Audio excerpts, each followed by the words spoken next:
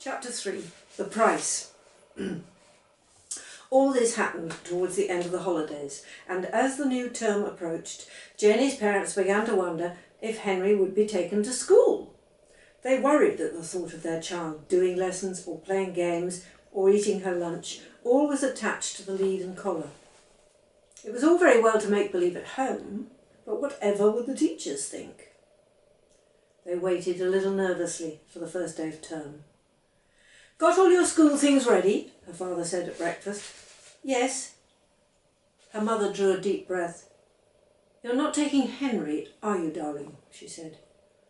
"Oh, honestly, Mummy," said Janie, "you know we're not allowed pets at school, not even a gerbil, let alone a Great Dane. But he can come in the car with us, can't he?" "Oh, yes, of course." "And then he can go back home with you once you've dropped Daddy off at the station." "All right." "You'll have to exercise him, Mum." "Take him for a walk, do you mean?" her mother asked nervously. "No, just let him out for a run in the garden. Mind you take his lead off, or he'll trip over it.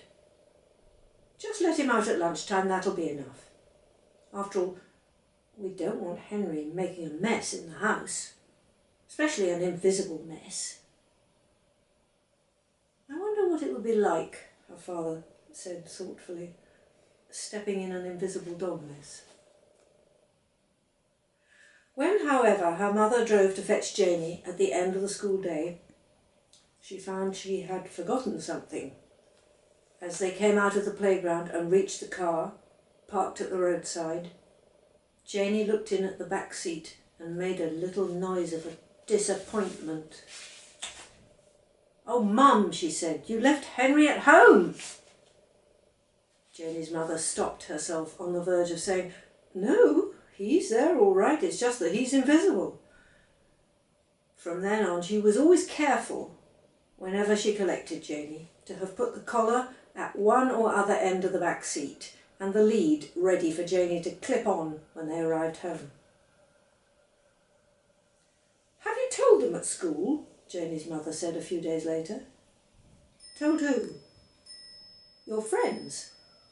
"What about?" "About Henry." "No, but I told our teacher," said Janie. "What, that we got a Great Dane?" "No, just that we might have one day. Another one, I mean, as well as Henry." "What makes you think that?" "Well, we might, Mum, mightn't we? You never know what's going to happen." "I do," her mother said, "and we aren't. Your father wouldn't consider it." "How do you know?" "You ask him." So when her father came home from work that evening, Janie did. She didn't for one moment think that he'd say yes, though she half hoped for a "we'll see," which would mean there might be a chance.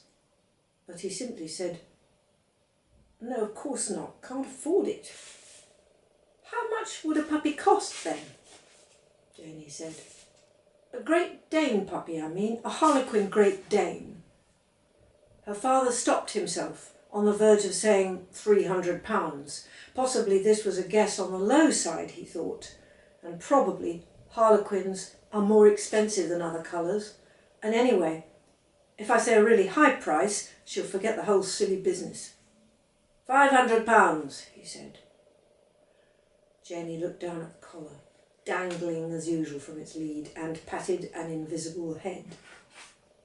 "Do you hear that, Henry?" she said. "Just think what you must be worth." "You stick to Henry," her father said. "I could save up my pocket money," Janie said. "Take you about 10 years. "Just think, I'd be 17, said Janie. "Nearly 18.